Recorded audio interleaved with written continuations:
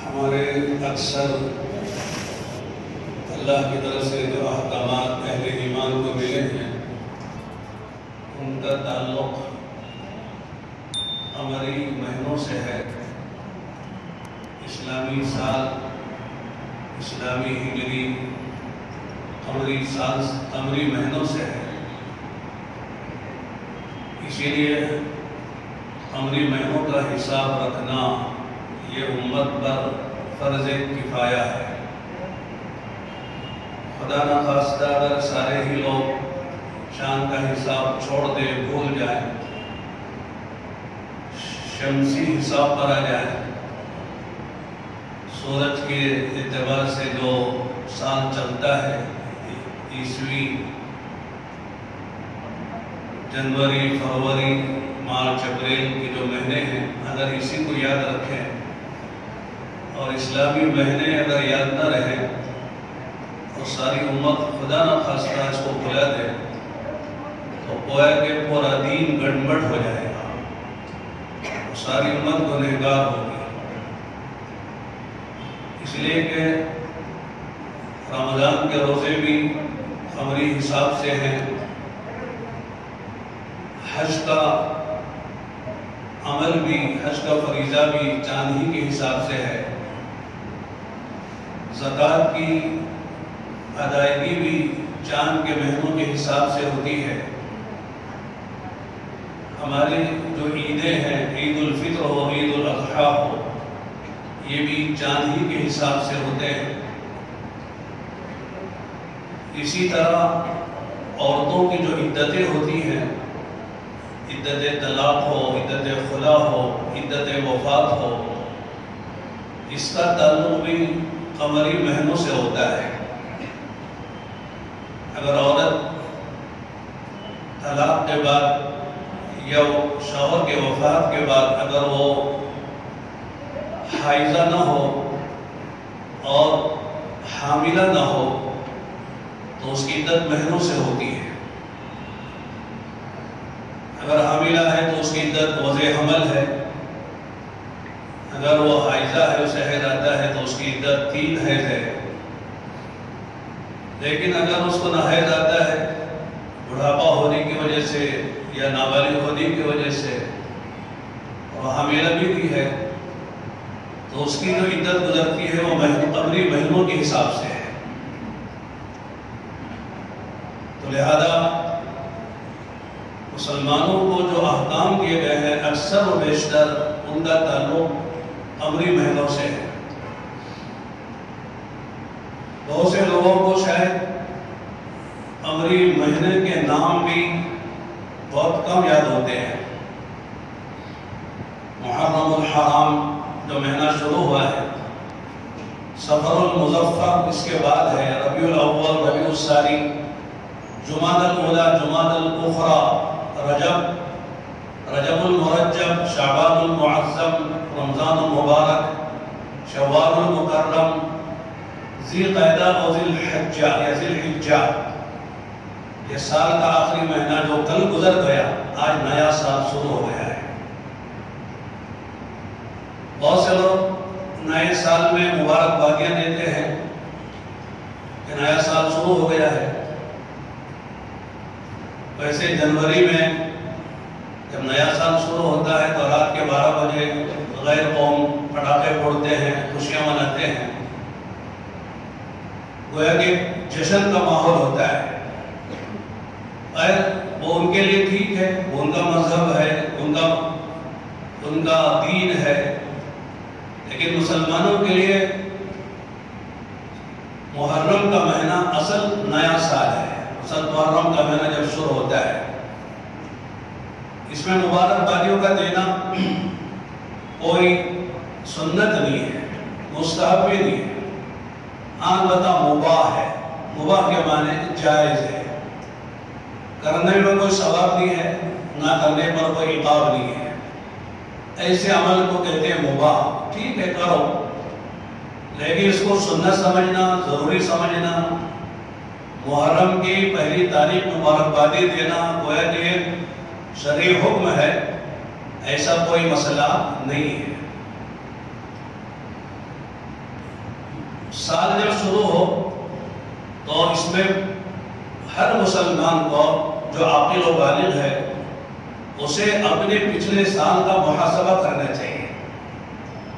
کہ میری زندگی کا ایک سال گزر گیا، پچھلے سال میں نے کیا کیا ہے؟ پچھلے سال رمضان کے میں نے روزے رکھے ہیں، پچھلے سال کی میں نے زکوٰۃ ادا کی ہے، پچھلے سال جو میں نے نمازیں پڑھی ہیں وہ پوری پڑھی ہیں یا قضا نمازیں رہ گئی ہیں؟ اگر مجھ پر حج فرض تھا پچھلے سال بھی تو میں نے کیا حج ادا کر لیا ہے؟ میں نے کون سے اچھے کام کیے ہیں؟ اگر اللہ کی توفیق سے اچھے کام کی توفیق ملی اللہ تعالیٰ کے کرم سے تو شکر ادا کر، اللہ تیرا احسان ہے کہ رمضان کے روزے بھی پورے رکھنے کی توفیق ملی، اپنے مال کی پوری زکوٰۃ ادا کرنے کی بھی توفیق ملی، اور حج فرض تھا تو حج بھی ادا ہوا، کوئی نماز قضا نہیں، صاحب ترتیب ہوں، اگر کبھی قضا ہو جاتی ہے تو پڑھ لیتا ہوں، ذمے میں رہنے نہیں دیتا، اور پھر کسی کا حق مجھ پر نہیں ہے۔ کبھی ہوتا ہے والد کا انتقال ہو جاتا ہے، بھائی ہوتے ہیں، بہنیں ہوتی ہیں، تو سارا باپ کا مال جو وراثت میں ہے بھائی ہڑپ کر لیتے ہیں، بہنوں کو نہیں دیتے، بہنوں کا حق مانا ہے، اسے سمجھتے نہیں ہیں، اور یہ کہتے ہیں کہ ہم نے باپ نے شادی میں جہیز کے نام پر، زیورات کے نام پر بہت کچھ دے دیا، وہی اس کی اولاد اس کا حصہ ہو گیا ہے، بات غلط ہے۔ باپ اپنی زندگی میں اپنی لڑکیوں کو لڑکوں کو جو کچھ دے اس کی ثوابدید پر، لیکن مرنے کے بعد جو مال رہ جاتا ہے نقدی کی شکل میں، جائیداد کی شکل میں، مکان اور زمین کی شکل میں، ان سب میں حصہ ہوتا ہے، لڑکیوں کا بھی جس طرح لڑکوں کا حصہ ہوتا ہے۔ تو بہت سے گھرانوں میں لوگ اپنی بہنوں کا حصہ نہیں دیتے، اسے معیوب بھی نہیں سمجھتے، اور بیچاری بہنیں بھی منہ ماری کچھ نہیں کہہ پاتی، تو لہذا اپنا جائزہ لینا چاہیے۔ پچھلا سال جو میرا گزرا ہے اس کا حساب خدا کے سامنے دینا ہے، تو کیا میں پچھلے سال کا حساب دینے کے اللہ کے سامنے لائق ہوں؟ میرا حساب صحیح ہو سکتا ہے، اللہ محاسبہ کرے گا تو کیا جواب ہوگا؟ جیسے حدیث میں آتے لا تزال قدم ابن آدم یوم القیامہ حتی یسأل عن خمس، عن عمره فيما أبلاه وعن شبابه، عن عمره فيما أفناه وعن شبابه فيما أبلاه وعن ماله من أين اكتسب فيما أنفقه وعن علمه ماذا عمل فيه، اور كما قال عليه الصلاة والسلام کہ آدمی کے کل قیامت کے میدان میں اس وقت قدم نہیں ہٹ سکتے جب تک کہ اس سے 5 سوالوں کا جواب نہ دے لیا جائے۔ عمر کہاں کمائی، جوانی کہاں لگائی، مال کمانے کے کیا راستے تھے، مال خرچ کرنے کے کیا مصارف تھے، مال سے اللہ کے بندوں کے حقوق ادا کیے، مال کمایا تو کہاں سے کمایا، حلال طریقے سے، حرام طریقے سے، اور پھر جو علم تھا اس پر تو نے کتنا عمل کیا۔ اس لیے فرمایا حاسبوا قبل ان تحاسبوا، تمہارا حساب ہونے سے پہلے خود اپنا حساب لیتے رہو، حساب ہونا ہے۔ تو ایک تو یہ کہ اپنے پچھلے سال کا جائزہ لے، اور دوسرے یہ ہے کہ آئندہ سال کے لیے عزائم ہو، ارادے ہو۔ جیسے لوگ مارچ کے مہینے میں اپنے تجارت کا حساب لیتے ہیں اور پورا اکاؤنٹ جمع کرتے ہیں، حساب کتاب، آمد اور رفع کتنی ہوئی ہے، حکومت کو بتانا پڑتا ہے، اور پھر آئندہ کے لیے وہ پروگرام بناتے ہیں کہ مال ایسا لانا، اتنا لانا، وہاں سے لانا، ایسے اس کو سیل کرنا۔ اس طرح آدمی ہر سال اپنے مال کا حساب لگاتا ہے، اپنی زندگی کا حساب لگائے، اس لیے کہ اللہ تعالیٰ نے آخرت کے بنانے کے لیے بھیجا ہے۔ اور میرے دوستوں، محرم کا مہینہ شروع ہے، اور محرم کے مہینے میں کرنے کا یہ کام ہے عاشورے کے دن روزہ۔ جو حدیث میں نے آپ کے سامنے پڑھی، اللہ کے نبی علیہ السلام نے فرمایا صیام یوم عاشوراء احتسب علی اللہ تعالی ان یکفر السنة التي قبلہ، اور کما قال علیہ السلام، فرمایا کہ عاشورے کا روزہ مجھے اللہ کی ذات سے امید ہے جو رکھ لے اللہ تعالیٰ اس روزے کی برکت سے اس کے پچھلے سارے گناہوں کو معاف فرما دیں گے۔ صرف ایک روزہ 10 تاریخ کو محرم کی، جسے عاشورہ کہتے ہیں، عاشورہ کیا میں نے 10واں دن، کہ 10ویں تاریخ محرم کی، اس میں کوئی آپ کے روزہ رکھتا ہے تو اللہ کے نبی علیہ السلام نے فرمایا اس کی برکت سے اللہ تعالیٰ اس کے سال بھر کے گناہوں کو معاف فرما دیتے ہیں۔ اللہ کے نبی علیہ السلام رمضان کے روزوں کی فرضیت سے پہلے عاشورے کا روزہ رکھتے تھے، بلکہ علماء لکھا ہے رمضان کے روزوں کے فرض ہونے سے پہلے عاشورے کا روزہ فرض تھا، لیکن جب رمضان کے روزوں کی فرضیت ہو گئی، یا ایھا الذین آمنوا کتب علیکم الصیام کما کتب علی الذین من قبلکم شہر رمضان الذی انزل فیہ القرآن ھدی للناس وبینات من الھدی والفرقان فمن شہد منکم الشہر فلیصم، اس کو رمضان کا مہینہ ملے سے روزہ رکھنا چاہیے، حکم ہے۔ رمضان کے روزوں کی فرضیت کے بعد عاشورے کے روزے کی فرضیت ختم ہو گئی، اب وہ روزہ رکھنا فرض نہیں ہے، لیکن اللہ کے نبی علیہ السلام نے فرمایا رمضان کے بعد، رمضان کے فرض روزوں کے بعد بہت سارے روزے نفل روزے ہیں، مستحب روزے ہیں، جیسے ابھی ذی الحجہ 9 ذی الحجہ کا روزہ ہے، عرفات کے دن کا، یہ بھی مسنون ہے، شعبان کے 6 روزے ہیں، یہ بھی مسنون ہیں، اسی طرح پیر کا روزہ، جمعرات کا روزہ، یہ بھی اللہ کے نبی عام طور سے رکھا کرتے تھے، 15 شعبان کا روزہ رکھا جاتا ہے، بہت سے روزے لوگ رکھتے ہیں اور سنت سے ثابت ہے، نبی کے عمل سے ثابت ہے، لیکن ان تمام روزوں میں فرمایا کہ سب سے زیادہ اہمیت نفلی روزوں میں وہ عاشورے کے روزے کی ہے، محرم کے 10 تاریخ کی۔ لیکن آگے ایک بات اور ہے کہ جب اللہ کے نبی علیہ السلام مدینہ منورہ تشریف لائے، حضرت عبداللہ بن عباس فرماتے ہیں کہ حین قدم النبی صلی اللہ علیہ وسلم المدینہ فوجد الیہود صیاما یوم عاشوراء، جب آپ علیہ السلام ہجرت فرما کر جب آپ مکہ مکرمہ سے مدینہ تشریف لائے تو آپ علیہ السلام نے دیکھا کہ یہود عاشورے کا دن کا یہود بھی روزہ رکھتے ہیں۔ آپ نے پوچھا ما ھذا اليوم الذی تصومون، یہ کیا دن ہے، اس دن کی کیا تاریخ ہے، تم روزہ کیوں رکھتے ہو؟ تو انہوں نے کہا کہ ھذا یوم عظیم انجى الله موسى وقومه وغرق فرعون وقومه فصامه موسى شکرا للہ فنحن نصوم۔ اس دن اللہ تعالیٰ نے، یہ بڑا عظیم الشان دن ہے، اس دن اللہ تعالیٰ نے حضرت موسیٰ اور ان کے قوم بنی اسرائیل کو اللہ نے فرعون سے نجات دی، اور فرعون کو اور اس کے قوم کو اللہ تعالیٰ نے دریا قلزم میں غرق آب کیا۔ اس کے شکرانے میں حضرت موسیٰ نے روزہ رکھا، لہذا ہم بھی روزہ رکھتے ہیں، اس لئے کہ حضرت موسیٰ کو نبی مانتے ہیں۔ تو آپ علیہ السلام نے فرمایا فَنَحْنُ أَحَقُّ وَأَوْلَى بِمُوسَىٰ مِنْكُمْ، کہ ہم تم سے زیادہ حضرت موسیٰ سے زیادہ قریب ہیں، زیادہ ہم حقدار ہیں، زیادہ ہمارا ان سے تعلق ہے۔ چنانچہ فَصَامَهُ رسول اللہ صلی اللہ علیہ وسلم وَأَمَرَ بِالصِّيَامِ، آپ نے خود روزہ رکھا اور پھر آپ نے صحابہ کو روزہ رکھنے کی تلقین فرما، روزہ رکھنے کا حکم دیا۔ ایک حدیث ہے، اگلی دو حدیث ہے جس میں یہ ہے جب صحابہ روزہ رکھنے لگے تو صحابہ کو اللہ کے نبی علیہ السلام نے یہود و نصارہ اہل کتاب کی مخالفت کا اتنا خوگر بنا دیا تھا، اور ایسا